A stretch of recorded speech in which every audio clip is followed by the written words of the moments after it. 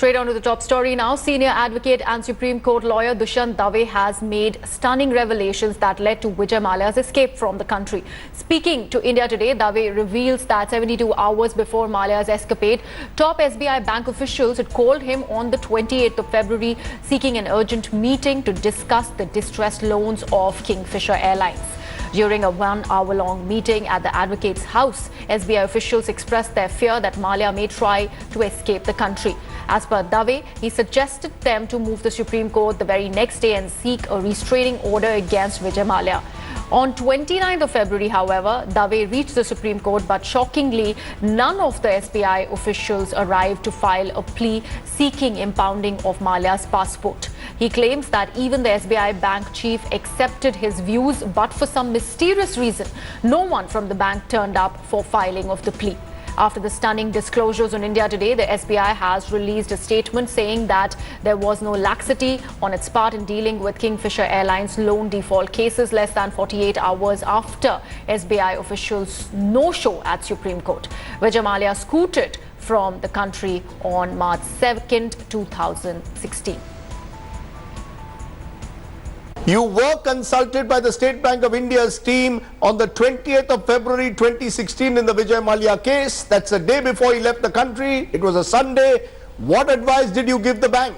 Well, let me first correct you, Rajdeep, that I was not allegedly consulted. I was in fact consulted on 28th of February by the solicitor firm of State Bank of India, one of the most respected and well-known law firms from Delhi. And it was a very surprise request, because normally I don't meet people on Sundays. I was in fact in Baroda, and I was returning from Baroda in the evening, that evening on Sunday, and they insisted on having the conference. So I relented and I said, yes, please do come home. They all came home, about 4 to 5 officials from State Bank of India, including its law branch, and at least 3 or 4 associates and partners from this law firm. My own junior was also present at that meeting, and we discussed Mallya's matters for over an hour. And I mean, till then I was not consulted at all, but they briefed me as to what proceedings were going on before the Debt Recovery Tribunal, before the High Court and before the Supreme Court, and they sought my advice. And they in fact expressed apprehension that Mr. Mallya may not be able to honor the commitment to the banks, right. And they were afraid that Mr. Mallya may perhaps leave the country. To which I categorically advised that, look, it would be absolutely, appropriate for us to move the Supreme Court tomorrow morning, that's Monday morning at 10:30, before the Honorable Chief Justice Thakur's court. And I said that if we do mention the matter, because there were certain proceedings pending in Supreme Court, I told them that I have no doubt that such an order, restraining Mr. Mallya from leaving the country and perhaps impounding his passport would be granted by the Supreme Court. I also said additionally, move the Debt Recovery Tribunal and the High Court for similar orders. So I was very categorical in my advice. It was accepted, and it was accepted. The advice, you gave them clear advice on Yes. the 28th of February to move the Supreme Court, to have Mr. Mallya's travel documents in a sense impounded, because they feared he would leave the country 24 hours before Vijay Mallya left the country. Am I correct? absolutely. And what did they say to your advice? Did they accept it? What did they do about I think it? about 48 hours, because he left on... He left on the night of the first, early second morning. Yes, So they that's about agreed to 36 my advice. Yes. And They agreed on your advice. yeah, What did they do about it? I believe he left in the afternoon.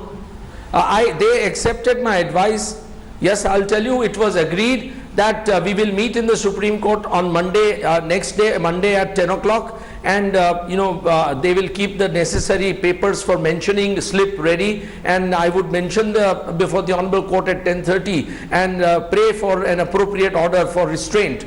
Unfortunately, I reached at 10 o'clock. Nobody was seen either from the law firm nor from the SBI. And I must say regretfully that nobody even had the courtesy to inform me that we are not going ahead with the mentioning.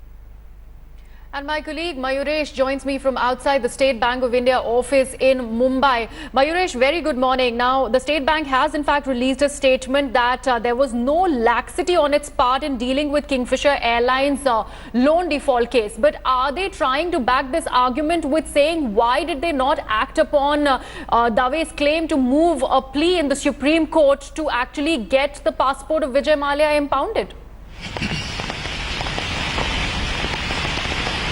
Priya, that's the question which we are asking, because in the statement which they released, they nowhere mentioned why didn't they approach Supreme Court.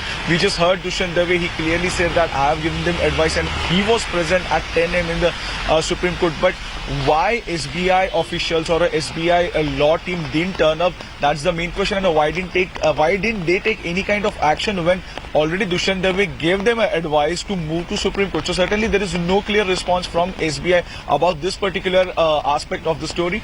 Yes, they have come up with the release where they say that there was no laxity and their team was very much actively working on this loan defaulter case, including the Kingfisher case. But certainly there is no clarity. Even a TV Today team tried to have a word with Arundhati Bhattacharya, who was then SBI chief, but she also turned up the request. She said that you should speak with the current SBI chief. Back to you, Priya.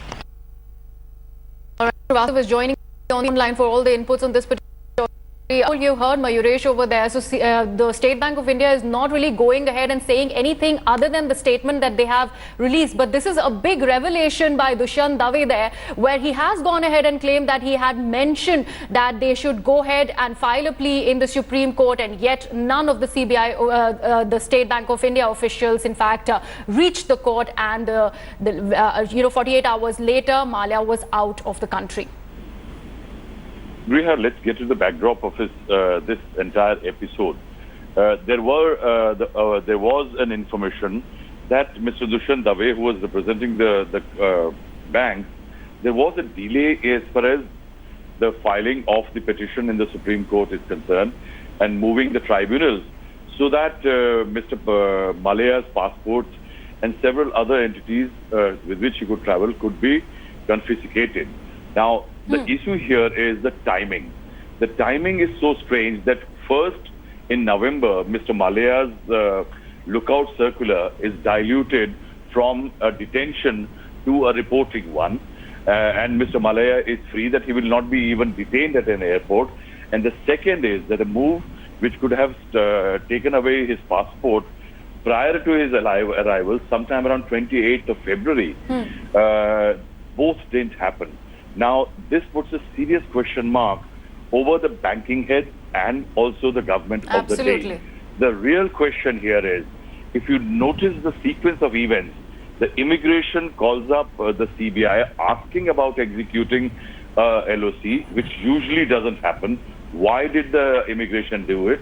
Why did the CBI, on whose orders diluted the lookout circular? And third, on whose orders the banks delayed the move against Mr. Mallya in the courts? These three put a very clear signal which the government needs to explain, and also probe that why were there certain officials colluding with Mr. Mallya to escape the country and also continue evading the payment of the loans which were given to him. Right, Rahul, thank you so much for your inputs this morning. And that, of course, is the big question that even the opposition is asking. And even as the BJP firefights opposition's attack, the ruling party is facing heat from within. Subramanian Swamy has been at the forefront of raising some uncomfortable questions over Mallya able to leave India with ease. Now, his main charge is that under whose orders was the CBI lookout notice against Mallya tweaked. The original lookout notice order that Mallya must be stopped if he tries to leave India. Curiously, the CBI lookout was later watered down and only Mallya's exit from India was required to be reported. The BJP MP has gone public with his demand seeking answers, which has left his party red-faced. Quick clarification about Mr. Jaitley, that's it. Limit to what insult I will take. No, Mr. Mallya, we've been waiting as... The revelations made by Vijay Mallya and the counter coming from Finance Minister Arun Jaitley, but in the meanwhile, Subramanian Swamy has leveled a serious allegation. You have raised the issue of the lookout notice that was diluted. Yes, not now. I raised it a year ago. That time nobody took notice. Now you are taking notice. I am not making any allegations against anybody, but I know that Mallya was able to leave because the lookout notice in his name, originally issued by CBI, said that he should be stopped from going abroad. And subsequently on 24th October 2015, it was diluted to say it should only be reported that he has left abroad. And why this was done, on whose orders it was done, these are some things that should be made public, because sooner or later it is bound to become public. Somebody will file an RTI or some parliamentary committee will ask for it. It's better that it comes out from our side itself. I'm sure you heard what Vijay Mallya said, that he met finance minister. He told him that he want to settle all these cases. Now the counter that is coming from the finance minister that there was no such meeting, but then again few member of parliaments coming out that they saw them meeting in the central hall. Dr. Swamy. I'm not concerned with that. Why should it bother me whether he met Jaitley or he didn't meet Jaitley, or he told Jaitley I'm going to London or didn't tell him? The fact is that Mallya was able to escape from the country. That's the crucial part. And that crucial part is dependent on the dilution of the lookout notice.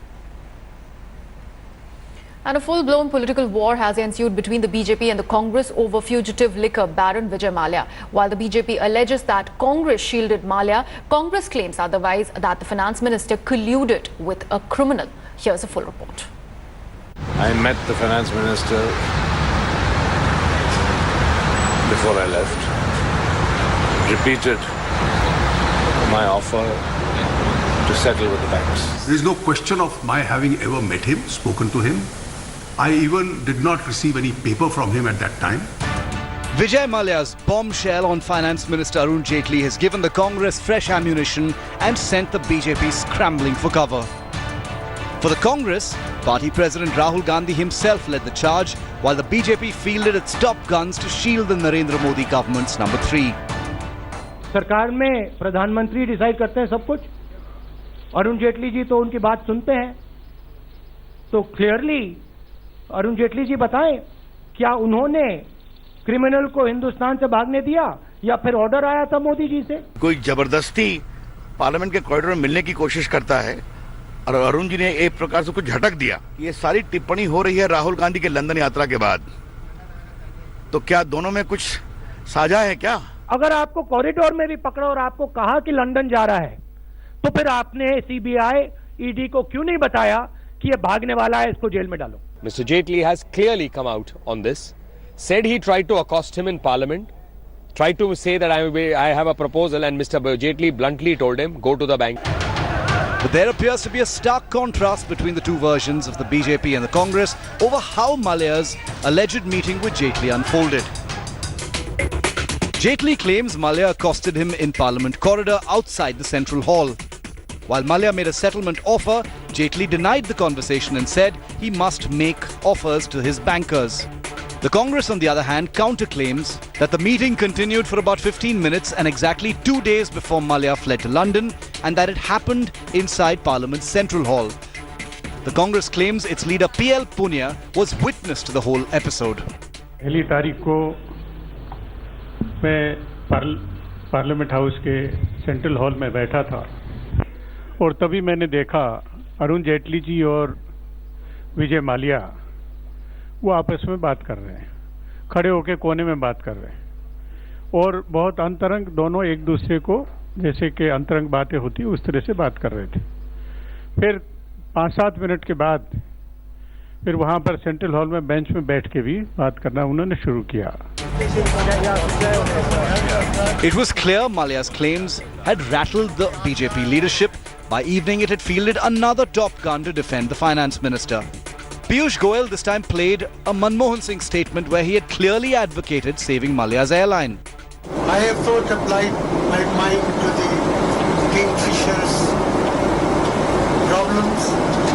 When I get back, I will talk to Mr. Bella Ravi and we will explore ways and means in which the airlines can be helped.